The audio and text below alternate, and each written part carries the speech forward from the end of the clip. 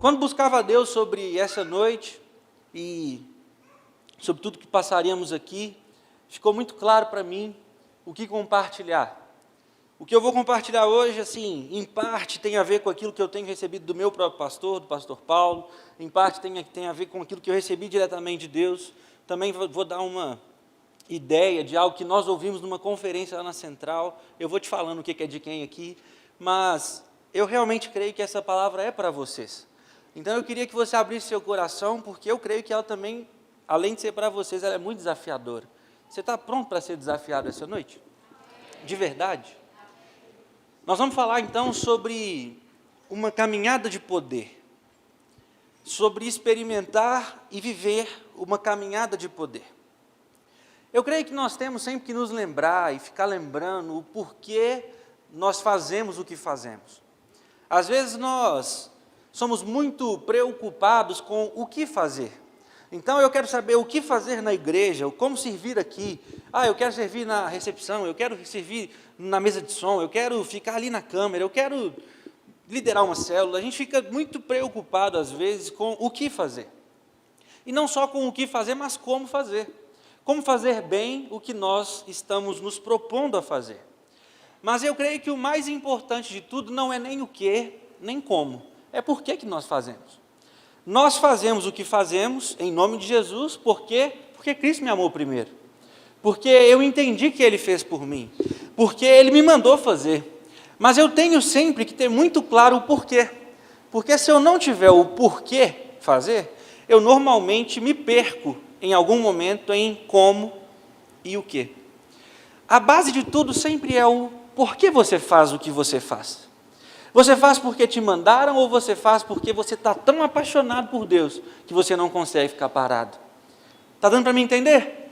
O mais importante sempre será o porquê nós fazemos. E esse nosso Jesus, o nosso mestre, disse que eu e você somos como um grãozinho. Um grãozinho que, se morrer, dá fruto, mas que se não morrer, permanece sozinho. Ele disse que ele comparou a nossa fé como um grão de mostarda, que é a menor das sementes, mas que, se plantada, gera a maior das hortaliças. Não é isso que ele falou sobre nós? Mas o que eu quero dizer é que ele nos compara a semente sempre, porque às vezes eu e você nos sentimos pequenos demais para aquilo que Deus quer fazer. Eu e você nos sentimos pequenos demais para aqueles desafios que vocês estão ouvindo aqui desse púlpito, de que vocês vão ganhar Petrópolis para Jesus. Às vezes a gente fica assim, por que eu? Eu te falo, querido, Deus é especialista em pegar o que é pequeno e transformar em algo grandioso. Deus é especialista em usar você, que parece assim, que não tem nada demais, mas Cristo em você é a esperança da glória. Quando nós pensamos nisso, é possível experimentar grandes coisas. Eu creio assim, do fundo do meu coração, de que vocês já fazem diferença nessa cidade, mas que 2020, que é a nova década, vai entrar com um novo tempo na vida de vocês. E vocês vão romper com aquilo que estava aprendendo, aquilo que estava meio arrastado. Eu creio, em nome de Jesus, que vocês vão realmente fazer a maior colheita da história dessa cidade e dessa igreja, em nome de Jesus. Sabe o que é que une o João, o Paulo, a Central e a Catedral Metodista? Não é só a amizade que nós desenvolvemos com o pastor de vocês. O que nos une como igreja, e não só essas duas igrejas, mas todas as outras, é o sonho de Deus. O sonho de Deus. O sonho de que nenhum se perca. O sonho de uma visão de alcance. Uma visão que não só é promessa, mas que vai se cumprir segundo a própria Bíblia. Em que lá em Apocalipse, descreve um texto em que todos nós estaremos diante do Cordeiro, com vestes brancas, palmas nas mãos. Você está lá nessa multidão, querido? Você já encontrou o Senhor e no final da sua vida você vai lá estar diante dEle? Amém? Você vai estar lá? Eu creio que eu vou estar também. Mas você, será que já está satisfeito só de estar lá? Será que os seus familiares, seus amigos já estão nessa multidão também? O que nos une é que nós temos o mesmo sonho.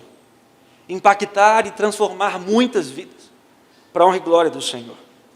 E aqui entra a primeira coisa que eu falei que eu quero te apresentar. Eu ouvi numa conferência na nossa igreja, algumas semanas atrás, o Douglas Gonçalves, não sei se você já ouviu falar. Ele é criador de algo online muito famoso, chamado Jesuscope. Muito legal o trabalho dele. mas ele comparou lá na nossa igreja a diferença entre sonho e desejo. E foi muito legal a forma como ele falou. Porque ele falou assim, tem gente que diz que o sonho da vida dele é casar. Ou que o sonho da vida dele é comprar um carro, ou fazer a viagem para tal lugar. Só que isso não pode ser o sonho da sua vida. Porque quando você diz que o sonho da sua vida é casar, o dia que você casar pode morrer. Realizou o sonho da vida. O que ele quis dizer é que isso é um desejo muito digno, muito possível. Em nome de Jesus vai acontecer mesmo. Mas não pode ser o sonho da sua vida ir lá na Europa. Porque o dia que você pisar na Europa, pronto, pode morrer, está resolvido o sonho da sua vida. Ele diz que o sonho da nossa vida tem que vir de Deus. E o sonho de Deus normalmente é tão grande que você não pode realizar sozinho. Se você falar para mim assim, que o sonho da sua vida é ver uma pessoa convertida, esse não é o sonho de Deus. Porque você pode ir lá pregar o evangelho para ela se converter. Quer ver a gente sonhar um sonho de Deus? O sonho de Deus para Petrópolis é que vocês ganhem toda a cidade. É possível você realizar sozinho? Nós precisamos uns dos outros, não é? Esse é o sonho de Deus, algo grandioso, algo maior do que nós mesmos. Isso tudo tem a ver com uma caminhada de poder. Não dá para a gente fazer a colheita e ganhar toda a cidade, fazer toda essa diferença, fazendo natural, andando naturalmente. Eu quero dizer que essa noite, querido, você não está aqui apenas para ser fortalecido, para ser motivado. Eu creio que essa noite tem muito a ver com você sair daqui mais comprometido com o sonho de Deus, mais comprometido com essa visão de conquista, de dar frutos, de ganhar as pessoas para Jesus. Amém? Eu quero te convidar então, para a gente conversar sobre esse assunto, a abrir a sua Bíblia no livro de Atos, no capítulo 3. Atos, capítulo 3, a partir do verso 1.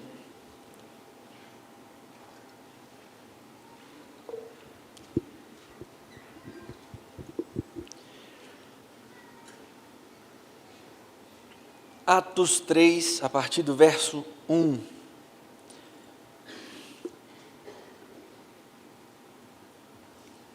Acharam aí? Amém? Então vamos ler juntos. Certo dia, Pedro e João estavam subindo ao templo na hora da oração, às 3 horas da tarde. Estava sendo levado para a porta do templo, chamada Formosa, um aleijado de nascença, que ali era colocado todos os dias para pedir esmolas aos que entravam no templo. Vendo que Pedro e João iam entrar no pátio do templo, pediu-lhes esmola. Pedro e João olharam bem para ele. E então Pedro disse, olhe para nós. O homem olhou para eles com atenção, esperando receber deles alguma coisa.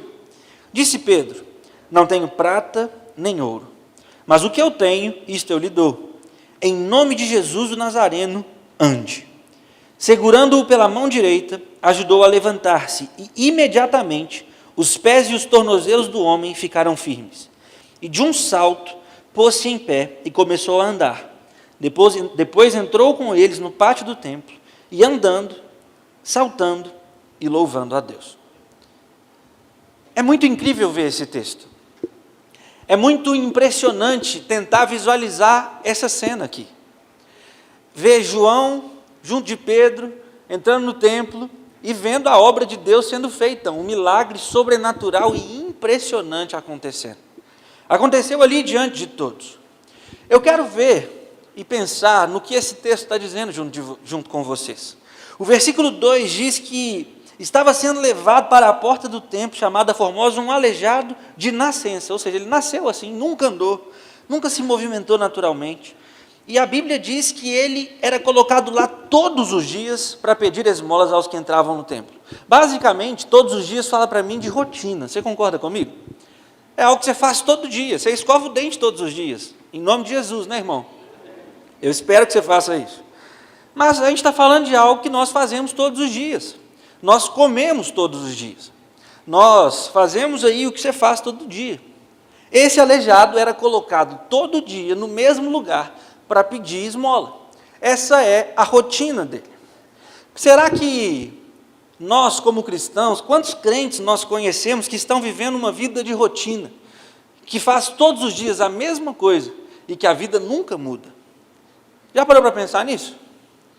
Tem cristãos ou pessoas que se dizem cristãs que vivem uma vida assim, de rotina, vem à igreja, faz as coisas que tem que fazer, vai à célula e tal, mas a vida nunca saiu do lugar. Já viu alguém assim? Talvez seja você. O segredo desse texto para mim começa a aparecer no versículo 4, quando Pedro e João olharam bem para ele. Fala comigo, olharam bem para ele. Eles deram total atenção ao que estava acontecendo. E eu quero que você olhe bem para essa noite, de verdade, porque eu creio que o Senhor em nós pode nos transformar de uma caminhada natural para uma caminhada de poder essa noite. Então olhe bem para a sua vida, olhe bem para aquilo que nós podemos experimentar. Eu creio que em alguns momentos da minha vida eu experimentei algo parecido com esse texto. Mas para te explicar isso bem, eu tenho que te explicar como é que eu funcionava até então. Eu não sei como vocês conhecem outras denominações, mas eu fui criado na igreja presbiteriana. Meus pais são presbiterianos, meu pai é pastor presbiteriano, e eu tenho um grande amor por eles me ensinaram a amar a Bíblia como poucos, e eu tenho inúmeras coisas a pensar. Mas eu sempre fui um pouco religioso demais, assim, tradicional demais, fechado demais. Mesmo sendo novo, gente, eu era meio, assim, loucão, assim, sabe? Saiu da palavra, eu ficava doido, assim, não sabia aceitar bem, ficava meio religioso mesmo. E eu sempre fui uma pessoa assim, a gente tem que orar para que tal pessoa seja curada. Eu até orava, gente, sabe? Seja curado em nome de Jesus. E embora, se morreu, se não morreu, para mim não fazia muita diferença. Porque eu não acreditava tanto nessas coisas. Eu era um pouco cético demais, um pouco incrédulo demais, um pouco fechado demais. Não sei se você se identifica, mas é como eu sempre funcionei. Depois de um tempo, eu comecei a experimentar novas coisas em Deus. E fui levado por Deus para a central, foi algo muito de Deus, Ele me respondeu, me levou para lá, eu não queria ir. E comecei depois de um tempo a liderar a minha célula. E eu então comecei a receber novos dons, comecei a experimentar novas coisas em Deus, e fui meio que tomando coragem, mudando minha forma de pensar um pouco e tudo mais. Eu entrei no DNA da central, esse movimento de ajudar outras igrejas, em 2017, março de 2017. Em julho daquele ano, eu fui desafiado a fazer um seminário do DNA 1 numa cidade chamada Florânia. Alguém já ouviu falar dessa cidade? É aqui no Brasil mesmo. Fica a 4 horas de Natal, lá no Rio Grande do Norte. Eu fui participar de um impacto missionário e junto disso eu ia fazer o seminário do DNA. Então eu iria apenas para fazer um seminário no fim de semana, mas eu acabei no início da semana para aprender algumas experiências e talvez trazer alguma ideia legal para os nossos impactos no sertão.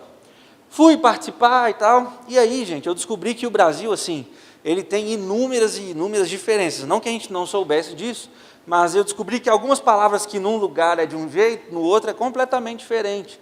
Assim, até tenho medo de falar umas aqui de cima, que em alguns lugares é pejorativo, em outros lugares é tranquilo.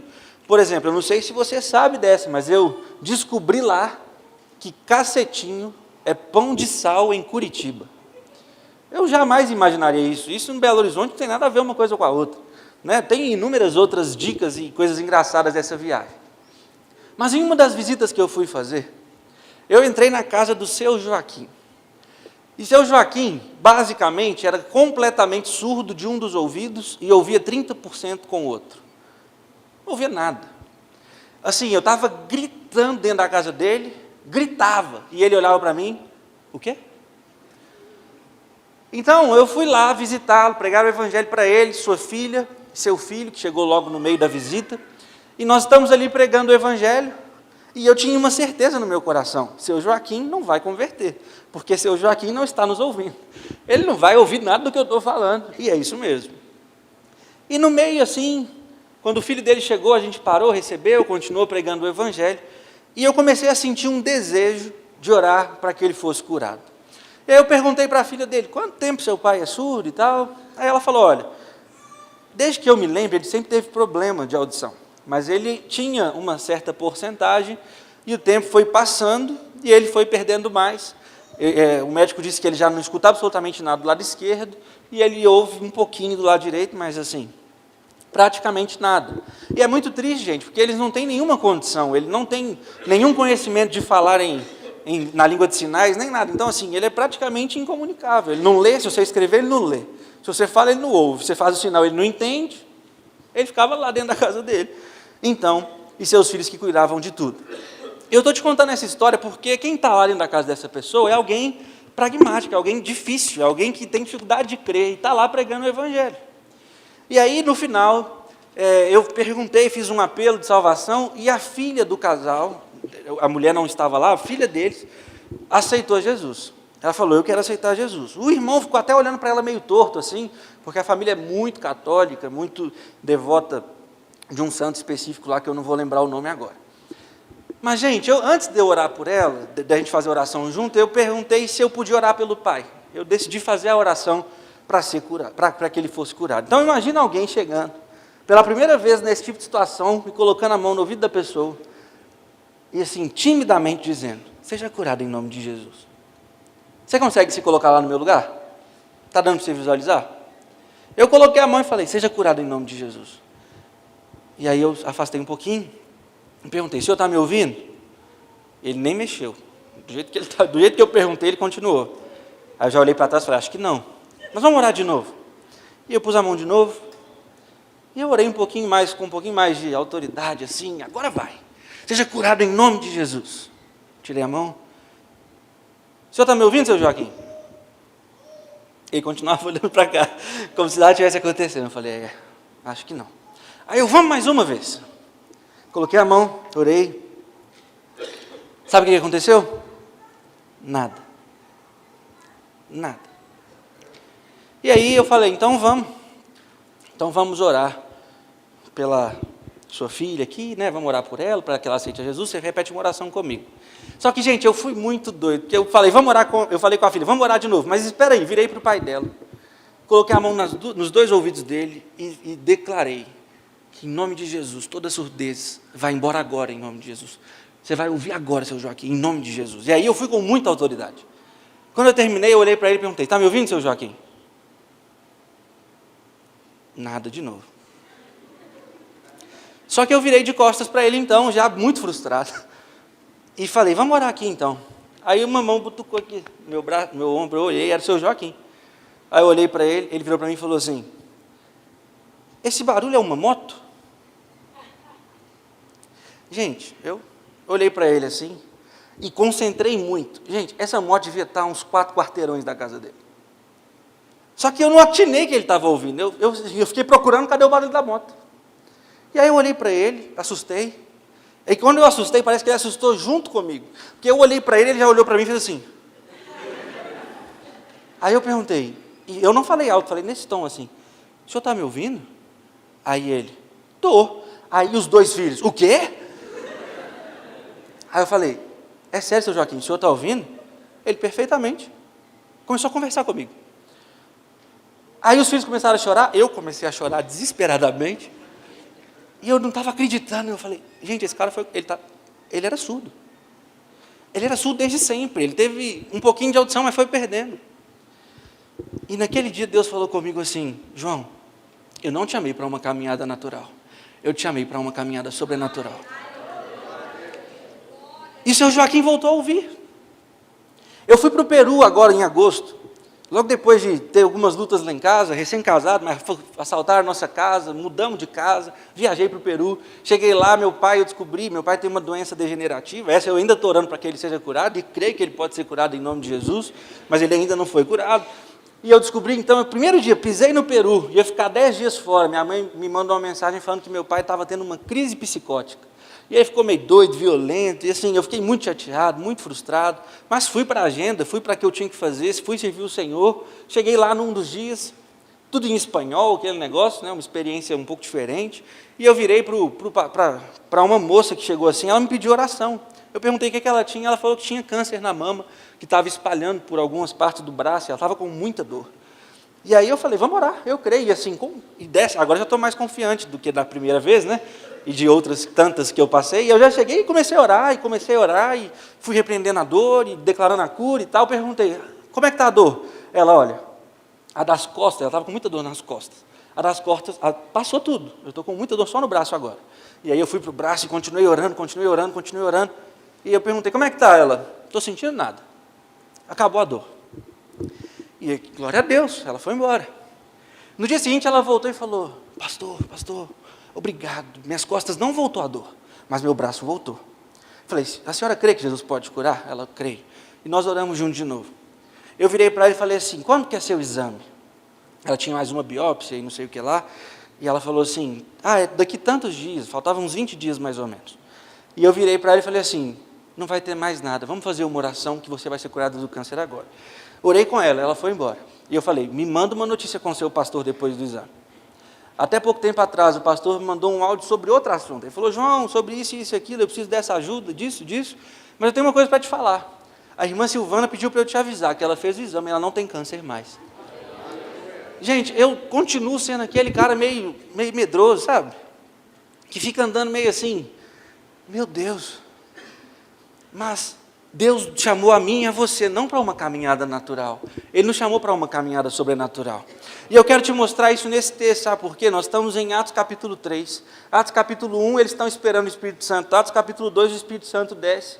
E eles começam a pregar. 3.000 pessoas se convertem na primeira pregação de Pedro. O que vem logo depois? Atos capítulo 3. Acabou de converter milhares de pessoas. A igreja está se reunindo no templo e nas casas. Acabou Atos 2, começou Atos 3. É a primeira vez de Pedro. Igual comigo e o Joaquim era a primeira vez, só que o Pedro está bem mais ousado do que eu. Eu estava meio medroso, o Pedro está sem medo. Mas essa história é a primeira vez dele. Como seria se nessa história Pedro tivesse dinheiro? Como seria se eu continuasse medroso? Se eu continuasse orando e se foi curado ou se não foi curado, tanto faz? Como seria? Porque na minha primeira vez eu tive que orar 5 vezes para acontecer uma coisa. E tem vezes que eu oro, e é assim como meu pai, há anos eu tenho orado e ainda não experimentei uma cura dele. O Senhor vai fazer o que Ele quiser fazer, mas eu continuo orando. Eu fui visitá-lo antes de ontem, estava eu lá impondo as mãos sobre meu pai, declarando a cura sobre ele. Eu creio, Deus pode.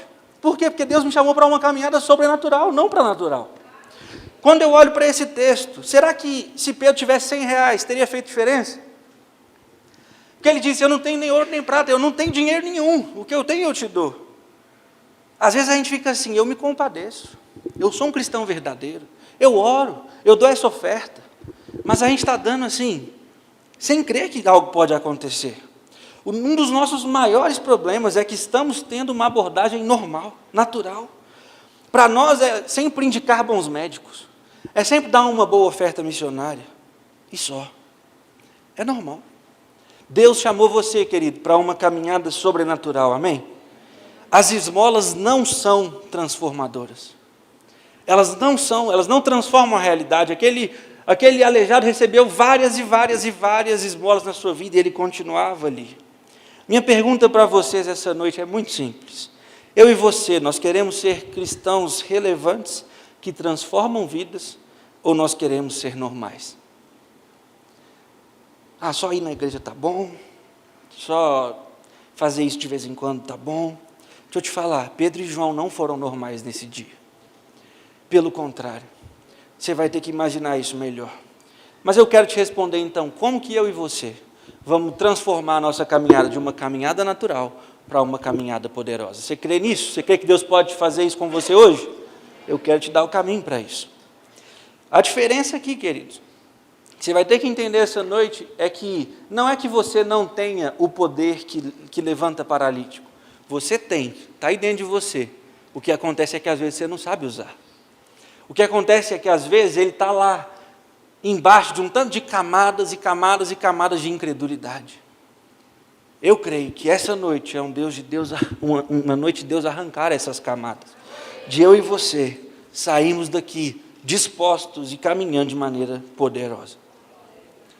Para isso, o caminho que eu vou te dar é baseado em Pedro. São 4 coisas que ele teve nesse texto que nos faz ter uma caminhada de poder. Você está comigo? Você está me entendendo? 4 caminhos, ou 4 dicas, ou 4 características que eu e você temos que ter para uma caminhada poderosa baseada em Pedro. A primeira delas é foco.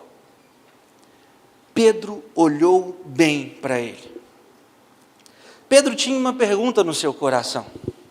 Ele estava olhando o aleijado, pedindo esmola, e ele olhou para ele, e com certeza dentro do coração dele, ao olhar bem para ele não estava pensando na necessidade de dinheiro que ele estava pedindo. Sabe o que ele estava pensando? Qual é a verdadeira necessidade desse aleijado? Eu e você temos que aprender a focar nas pessoas e ao olhar para elas, aprendermos a identificar qual é a verdadeira necessidade delas. Às vezes nós olhamos e ela está pedindo uma coisa, mas se nós olharmos bem, nos focarmos nela, darmos atenção, total atenção para ela, nós vamos ver que a real necessidade que ela tem não é uma esmola, é a pregação do Evangelho. A maior necessidade dela não é um pãozinho para comer. É claro que a gente tem que fazer isso, mas não é isso a maior necessidade que a pessoa tem. Um pouco de dinheiro ajudaria, mas ele só continuaria a fazer a mesma coisa, o aleijado. O que muitos faziam, que era dar esmola, mantinha ele preso ali. Ele não tinha nenhuma razão para sair, ali ele era ajudado. Será que eu e você não estamos fazendo isso nas nossas igrejas, na rotina? Fazendo coisas que não mudam de verdade a vida das pessoas? Deixa eu te falar uma coisa. Aquela frase de pastor, se você esquecer tudo que eu falei, lembra disso. Sabe qual? O que você tem que lembrar? Para ganhar pessoas que ninguém está ganhando, você vai ter que fazer coisas que ninguém está fazendo. E mais do que isso, você vai ter que parar de fazer o que todo mundo está fazendo. Ah, mas eu quero ganhar esse familiar, e eu prego o Evangelho para ele, tem 20 anos. Querido, você plantou do mesmo jeito, vai ter que mudar o plantio para colher diferente. Você vai ter que fazer o que ninguém está fazendo. Baseado em quê, João? O que muda é receber uma palavra de Deus. É ter uma convicção de que é com você. É ter um entendimento de que a missão é sua, de que o sonho de Deus é para você. Não é com o outro, não é com o pastor, não é com o obreiro, não é com o missionário, não é com o profissional. É para todos nós. A missão, a realização do sonho de Deus é para todos nós.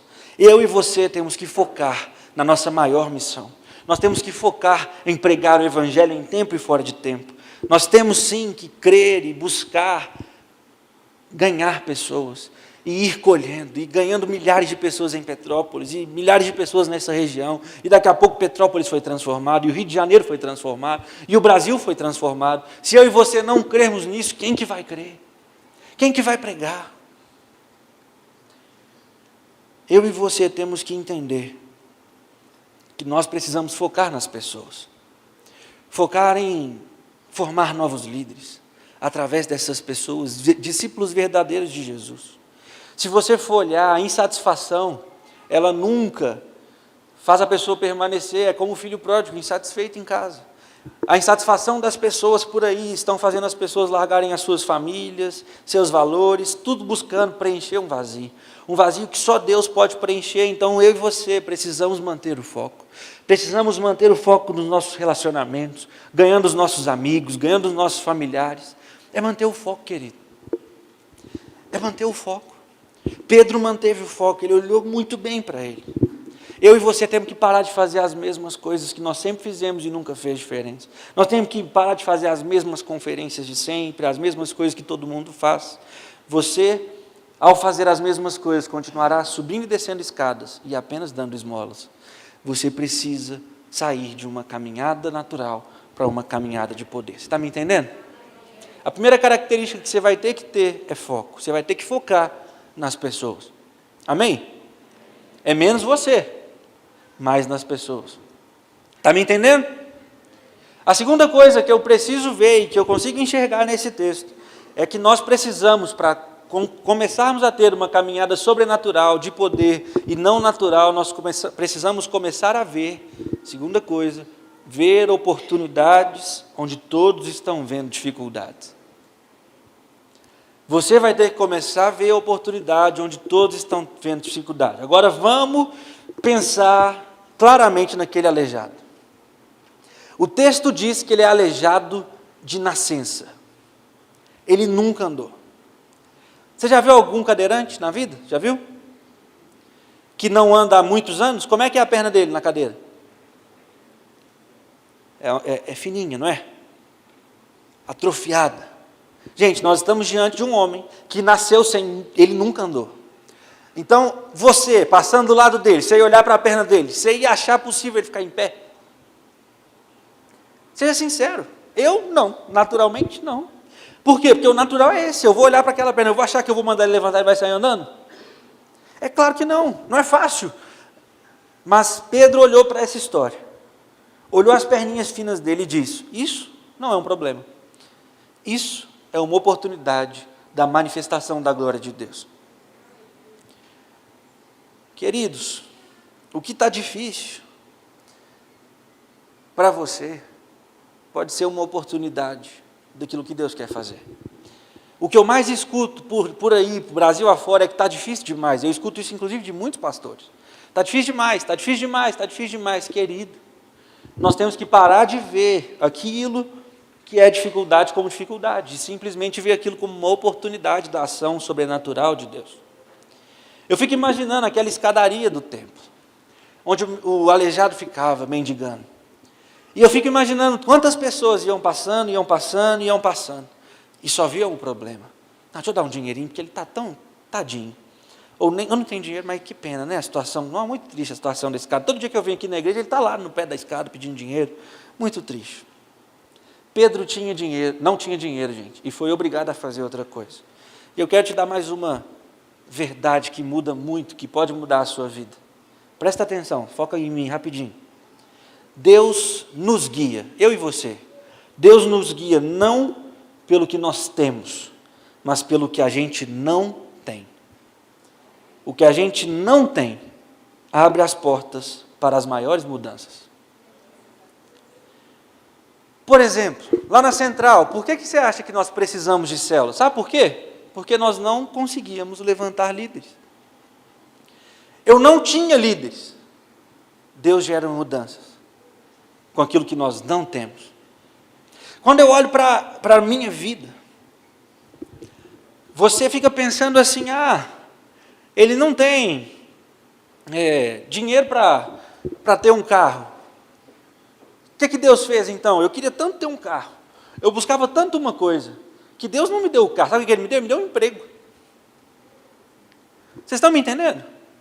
Deus não faz baseado naquilo que você está pedindo, Deus não faz baseado naquilo que você tem, Deus faz baseado no que Ele quer, porque Ele quer te levar em algum lugar, e Ele precisa te dar algumas coisas.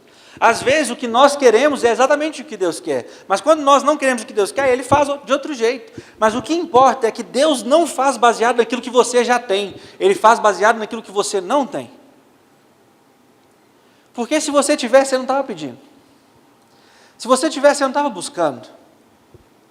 Deus sempre vai agir baseado naquilo que você não tem. Você crê nisso? Sabe, no final das contas, quem tem uma caminhada de poder? É simples isso. Aqueles que acreditam que já têm em si, ou seja, Deus em você, mas aqueles que acreditam que tem tudo para fazer o que Deus quer que você faça. Quem tem uma caminhada de poder? Aqueles que acreditam que eles já possuem tudo o que é necessário para que eles tenham essa caminhada. Você está me entendendo? Quando você vai começar a ter uma caminhada de poder? O dia que você acreditar que você já tem em você o suficiente para uma caminhada de poder. Como que eu tenho uma caminhada de poder? O próprio Deus em você. Então, querido, se você está aqui visitando essa igreja hoje, ou já até visitou antes e ainda não entregou a sua vida para Jesus, provavelmente, ou com certeza, você não tem em você o que é suficiente. Mas se você está aqui me ouvindo e você já aceitou o Senhor Jesus, e você já foi selado com o Espírito Santo dele, deixa eu te falar, você já tem o suficiente para uma caminhada de poder. Já está em você.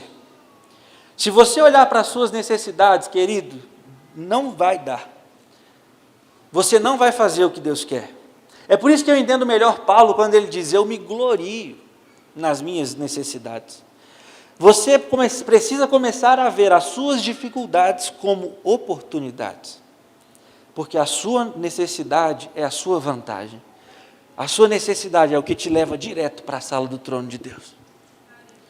É isso que faz você ir até Ele, clamá-lo e buscá-lo com todo o seu coração. E é Ele quem faz. Amém? Então, para começar a transformar a nossa caminhada de natural em caminhada de poder, a primeira coisa que nós precisamos é de foco. E a segunda coisa que nós precisamos é ver oportunidades onde os outros estão vendo dificuldades. Amém? Eu quero te dar a terceira característica, e ela é muito marcante nesse texto para mim. Ela é muito marcante a forma como Pedro aborda a história, como ele lida com um aleijado no chão. A terceira característica para uma caminhada de poder é coragem para falhar. É coragem para falhar. Todas as pessoas desciam e subiam essas escadas todas as vezes. E essa é a primeira vez de Pedro, como era a minha primeira vez lá com o Joaquim. É a primeira vez dele. Se não desse certo, gente, como é que ia ser? Se Pedro virasse para o aleijado e falasse assim, em nome de Jesus Cristo de Nazaré, o Nazareno, levanta e anda, ande. Se ele não levantasse, gente, imagina a gozação, imagina a zoeira que ia dar. E cadê seu Deus? Seu Deus não é o poderoso. Ele não ia passar um carão lá? Você não imagina isso, não? Quantas vezes, gente, eu já não fui orar por alguém e tinha outra pessoa perto e eu orei baixinho, seja curado em nome de Jesus. Porque se não for, a pessoa ali está vendo. Gente, Pedro não está nem aí. Pedro tem coragem para falhar. Ele vai correr o risco, ele vai fazer o que tem que fazer. Eu não acho que Pedro falou esse texto para dentro, não. Ele só falou, tudo que eu tenho eu te dou, anda. Pegou a mão do cara e foi levantando ele. Com as varetinhas lá, fininha. E ele foi corajoso. Posso te falar? Muitos dizem que é difícil, mas na verdade, só tem medo. Não que a situação não seja difícil, mas você esconde o seu medo no fato de ser difícil. Você fala, é difícil demais. Mas a realidade é que você está com medo de fazer. Queridos, deixa eu falar para vocês uma verdade. Falhar não é uma opção. Falhar é uma necessidade. Você vai falhar. Todos nós. Depois da história do Joaquim, eu tive essa lá do Peru, da dona Silvana, e tive outras várias de curas, de libertação, mas eu também tive dias que eu orei, não mudou nada. Está lá meu pai. Eu estou contando aqui para vocês, se bobear até em rede nacional, sei lá, para onde esse negócio vai, mas eu estou contando para vocês que eu oro pelo meu pai, tem 5 anos quase, e ele ainda não foi curado. Mas eu tenho coragem de falhar. Eu não oro só quando eu estou sozinho na sala. Se tem um tanto de visita lá em casa, eu oro assim mesmo. Não tem problema. Se não for curado, não foi meu Deus que falhou. Deus vai cumprir o que Ele quer cumprir, mas eu tenho que ter coragem de falhar. Eu tenho que ter coragem de tentar. Eu tenho que ser corajoso, como Deus orientou Josué a ser. Posso te falar uma coisa? Isso só vai dar certo, você só vai ter coragem para falhar mesmo o dia que você for como Pedro. Sabe por quê? Pedro nunca tinha curado um paralítico, pelo menos a Bíblia não narra, até então. Ele pode até ter curado numa das visitas, mas a Bíblia não me falou isso. Então, para mim, é a primeira vez que isso aparece. Então, ele nunca tinha curado um paralítico antes. Mas meses atrás, sabe o que Pedro tinha feito? Ele começou a ter coragem para falhar. Ele está num barco, vê Jesus, acha que é um fantasma. Jesus chama ele para andar sobre as águas. E Pedro, posso te falar? Estava com muito medo. Ele também estava com medo. Mas sabe o que Pedro teve? Coragem para falhar. E ele começou. Tirou o pé para fora, começou a andar. E foi andando, ainda com medo. E foi andando sobre as águas. E ele encontra Jesus. Quando ele encontra com Jesus, sabe o que acontece? O medo começa a vencer. E aí ele começa a gritar, em outras palavras, para Jesus: está difícil demais, eu estou afogando, você não vai me salvar não? Você pode crer como você quiser nesse texto. Sabe como eu creio que nesse texto de Pedro andando sobre as águas? Eu não sei como você acredita. Eu acredito nesse texto que Pedro andou sobre as águas 2 vezes. Eu não acho que Jesus botou ele no lombo e começou a andar de volta, não. Eu acho que Jesus falou: Pedro, vamos? Olha para mim. Para de olhar para a dificuldade, olha para mim. Você pode. Vamos. E eu tenho para mim que os dois voltaram andando para o barco. Sabe por quê? Porque eu creio em uma caminhada de poder, não numa caminhada natural. Coragem para falhar. São nas falhas que nós aprendemos. Eu lembro do T.D. Jakes, no último Summit, no 2018, falando sobre o seu livro, que é sobre voar, em inglês Soar, E ele vai falando sobre as águias. E ele tem uma fala que me marca muito, simples. Mas ele fala assim: águias não aprendem a voar voando. Águias aprendem a voar caindo. Chega uma hora que a mamãe águia simplesmente lá do topo do penhasco dá um tapa no filhote e vai meu filho. E ele vai caindo, tentando bater asa, todo errado, ele vai tentando bater asa. E ele vai tentando bater asa até que o momento ele está caindo. E ele vai morrer. E a mãe jogou ele embora e pronto, ele está lá. E aí quando ele está caindo, tem uma hora que ele olha, e ele não está caindo, mas ele pode até não estar voando, assim, subindo, mas ele para de cair. E daqui a pouco ele pode sair voando para qualquer lugar, porque águias não aprendem a voar voando, elas aprendem a voar caindo. Deixa eu te falar, querido, você é o que você é hoje, não só pelo aquilo que você acertou, é muito mais por aquilo que você aprendeu quando caiu. É muito mais por aquilo que você aprendeu quando você falhou. Então você precisa ter coragem de falhar. Vai ter vezes que você vai orar e não vai mudar nada. E vai ter outra vez que você vai orar e não vai mudar nada. E vai ter outra vez que você vai orar e não vai mudar nada. Mas vai ter uma vez que você vai orar e o cego vai voltar a ver. Você vai orar e o surdo vai voltar a ouvir. E você pregou, nunca aceitou Jesus. E agora você começa a pregar de outro jeito, com a sua vida, com a sua forma de viver. E agora, pronto, seu familiar se converteu. Seu melhor amigo se converteu. Vocês estão me entendendo? Uma caminhada de poder exige coragem para falhar. Você tem que ter coragem de falhar. Provérbios 24, no versículo 16, diz que: pois ainda que o justo caia 7 vezes, tornará a erguer-se. Mas os ímpios são arrasados pela calamidade. Eu quero te perguntar, o que é que mais te dá medo de tentar fazer? É pregar o evangelho para o seu melhor amigo? Para a sua melhor amiga? É falar de Jesus para a sua família? É ser um verdadeiro crente? Não o 007, agente secreto que ninguém sabe que você é crente, mas um crente que se posiciona no seu ambiente de trabalho, de estudo, em qualquer lugar que você vai. O que está faltando? Pode falar, esse seu medo aí, esse é o ponto do milagre. Esse é o local onde Deus vai te fazer crescer. Basta ter coragem para falhar, amém? Amém? Eu estou terminando, estou chegando no último já. Para uma caminhada de poder, eu e você precisamos de foco. Nós precisamos ver oportunidades onde os outros só estão vendo dificuldades. Eu e você precisamos desesperadamente de ter coragem para falhar. E a quarta coisa, e mais simples talvez, mas muito importante, é que pessoas que fazem a diferença andam com pessoas que fazem a diferença. Você não se perguntou o que João está fazendo nessa história, não? Porque a Bíblia me fala que Pedro e João estão indo ao templo lá. E depois a Bíblia parece que só foca em Pedro, é Pedro que faz todas as coisas. Mas qual que é a sua impressão sobre João nessa história? Será que ele está ali do lado de Pedro assim: Pedrão, ó o mico Pedrão, você é doido, se der errado.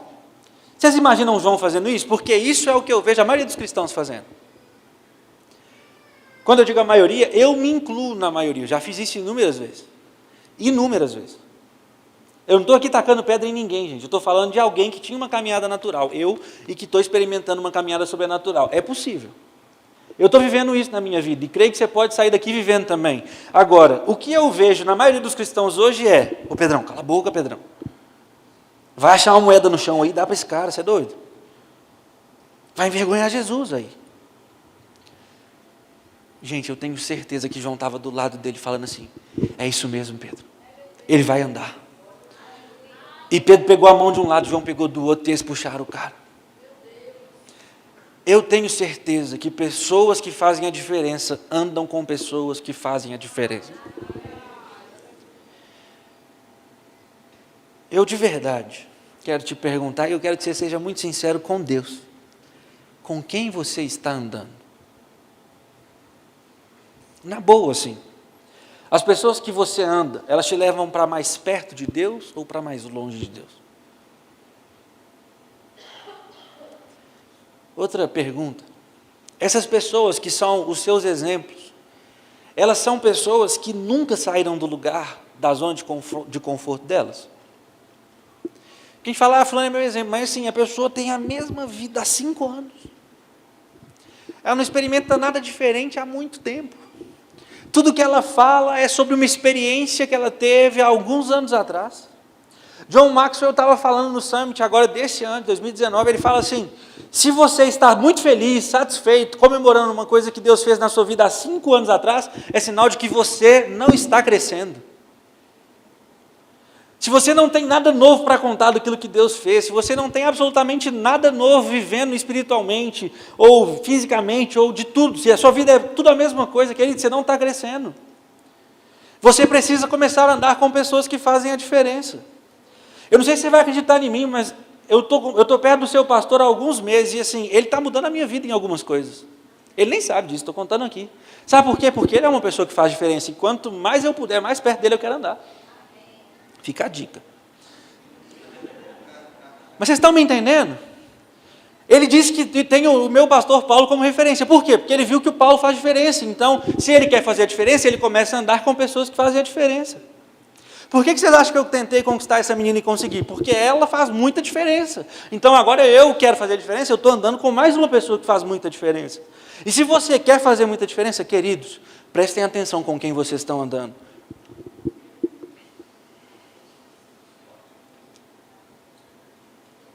Jonas nos ensina muitas coisas. A história de Jonas nos ensina muitas coisas. Jonas nos ensina que fugir da vontade de Deus é boca de peixe, é morte. E também te ensina que o melhor lugar para se estar, para um cristão estar, é lá no meio dos perdidos pregando o Evangelho. A gente fica falando assim, é uma caminhada de poder, é uma caminhada de poder, é uma caminhada de poder. Isso vai transformar Petrópolis em nome de Jesus, isso vai transformar Petrópolis em nome de Jesus. Mas deixa eu te falar, você precisa crer. Se você resumir a história de Jonas, você pode ler na sua casa depois. Jonas 1, Jonas é chamado por Deus para fazer uma obra em Nínive, para pregar o Evangelho numa cidade perdida. E Jonas decide fugir. E aí vem uma tempestade. E começam a jogar as coisas do barco fora, para ver se o barco não afunda. E Jonas fala, a culpa é minha, eu que estou fugindo de Deus. Me joga no mar que vai resolver. E eles jogam Jonas no mar e o peixe engole Jonas. Um grande peixe. É o capítulo 1. Capítulo 2 é Jonas lá dentro da barriga do peixe, arrependido de ter fugido de Deus. E aí ele se arrepende, ele ora, e o texto termina com o grande peixe cuspindo Jonas na praia. Depois você descobre então que Jonas foi cuspido em Nínive, na cidade que ele tinha que pregar o Evangelho. Jonas 3 é Jonas pregando o Evangelho. Posso te falar, querido?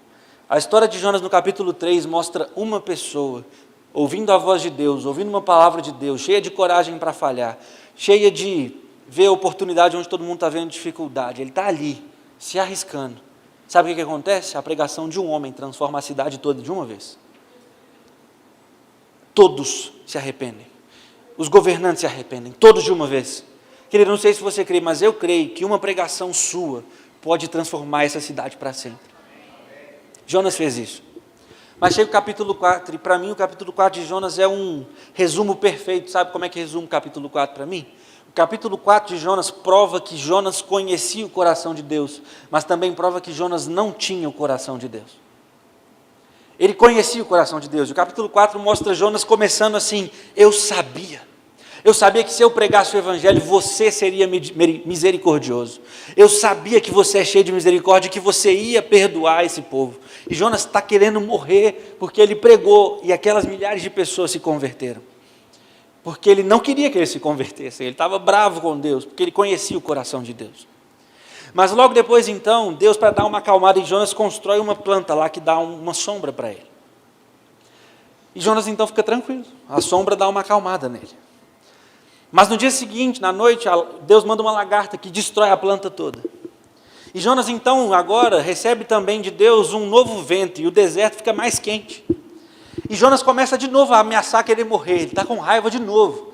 E aí Deus vira para ele e fala assim, Jonas, você está com raiva, porque de uma planta que você nem plantou, nem regou, nem fez crescer, ela nasceu e morreu.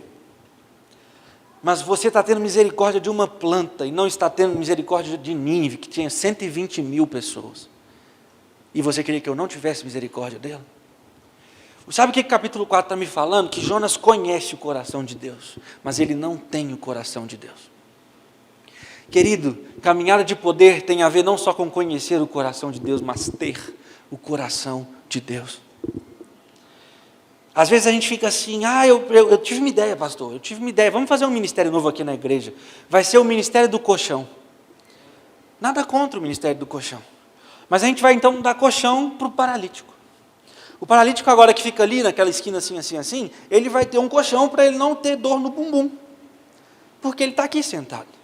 E aí outro vem e fala assim, pastor, eu tive outra ideia, vamos fazer o ministério do guarda-sol e do guarda-chuva. Porque o paralítico vai ficar bem aqui, mas ele não vai tomar chuva, nem o sol vai queimar a pele dele demais. Ou então, vamos fazer o ministério do sopão, ou não sei o que, queridos, eu entendo o coração da gente querer suprir a necessidade, mas deixa eu te falar, essa não é a maior necessidade das pessoas. A maior necessidade que essa cidade tem é de Jesus. Nada contra nós fazermos ministérios legais, mas nós precisamos de ministérios que levam pessoas a serem salvos. Eu quero encerrar aqui, te desafiando com essa palavra. Você não pode perder o foco. Nosso alvo, querido, não é só ganhar Petrópolis, nosso alvo, nossa missão é que nenhum se perca. É o sonho de Deus. E nós vamos dar vida para que o mundo seja ganho.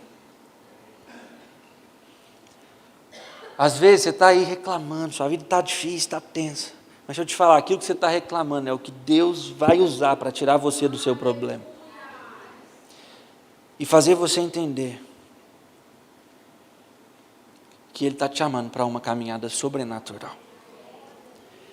Nosso Deus gosta disso. Ele gosta mesmo disso.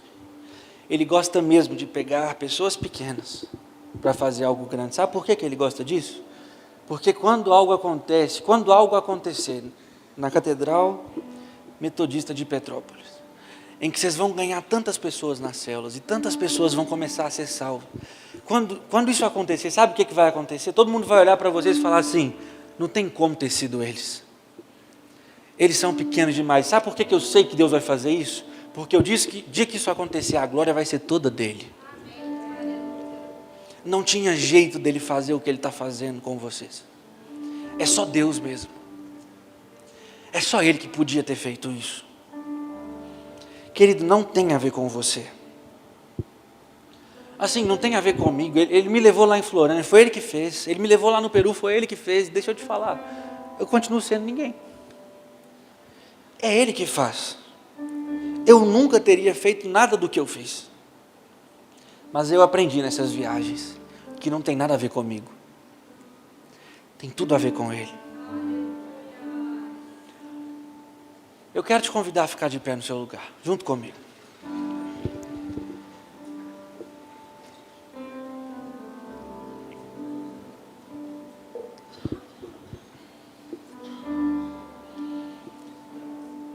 Eu quero que você feche seus olhos físicos e de alguma maneira abra os seus olhos da fé. Mas feche seus olhos aí.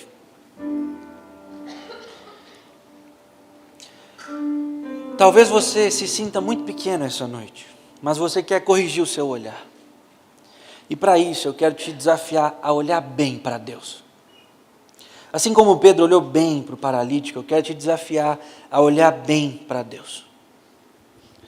E assim, estou me sentindo em casa, com toda a liberdade que eu estou sentindo aqui. Eu quero assim, com os meus olhos da fé abertos também, mas com os meus olhos físicos fechados, dizer que eu consigo ver, com os olhos da fé, que esse chão aqui na frente, o altar, é agora chamado terra boa. Terra boa. E você está aí, pequenininho, uma sementinha, meio com medo assim, com muito medo, cheio de incredulidade, como eu já estive várias vezes. Mas Jesus, o próprio Deus, está chamando você a focar nas pessoas essa noite. A não focar em ganhar dinheiro, não focar lá no seu trabalho, mas a focar nas pessoas. Você que já conhece ao Senhor, já possui vida eterna. É hora de levar aqueles que não possuem a terem também vida eterna. Se não tem jeito de pregar mais, que seja como o Moody dizia: de 100 pessoas, 1 lerá a Bíblia e 99 lerão um cristão. Que você seja lido pelas outras pessoas e seja achado cada vez mais parecido com o Senhor. Mas se você quer realmente ficar mais parecido com Jesus, deixa eu te falar, Jesus não teve uma caminhada natural na terra. A caminhada de Jesus na terra foi sobrenatural. A caminhada de Jesus na terra foi de poder.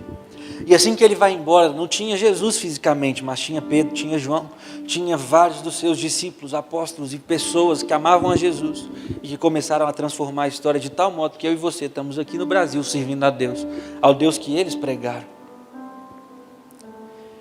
Essa cidade pode ser transformada, mas ela será transformada por sementinhas pequenas que vão se lançar em terra boa, vão morrer e vão dar muito fruto. O segredo do grão é esse. A Bíblia diz que se o grão não morre, ele permanece só. Mas quando o grão morre, ele dá muito fruto. Se essa palavra, assim, nem tem muito o que eu falar, se essa palavra é para você, se é você que tem que virar a chave, você estava muito satisfeito com uma caminhada natural, mas você entendeu Deus te chamando essa noite para sair de uma caminhada natural e ir para uma caminhada sobrenatural. Entendendo que para isso você vai ter que focar nas pessoas, entendendo que para isso você vai ter que ver oportunidade onde os outros estão vendo dificuldade, entendendo que você vai ter que ter coragem para falhar, entendendo que você vai ter que escolher melhor com quem você está andando, que pessoas que fazem a diferença andam com pessoas que fazem a diferença. Com os olhos da fé, declarando que aqui na frente é terra boa, eu te convido a se plantar nessa terra. Mas eu quero dizer que se você vier aqui para frente se plantar na terra, é sinal que você está escolhendo morrer. Porque para o grão dar fruto, até na terra boa ele tem que morrer. Se essa palavra é para você e você quer sair de uma caminhada natural para uma sobrenatural, eu te convido, enquanto a gente cantar essa próxima música, você sair do seu lugar e vir se plantar numa terra boa em nome de Jesus.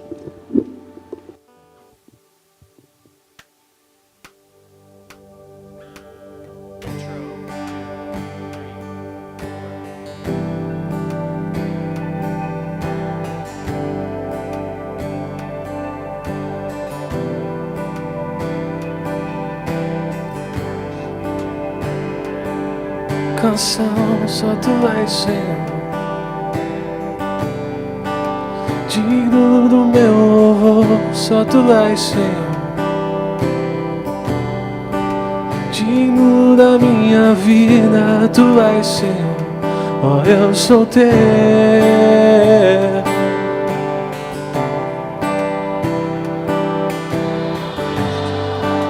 Nome que é sobre todos é o teu Jesus,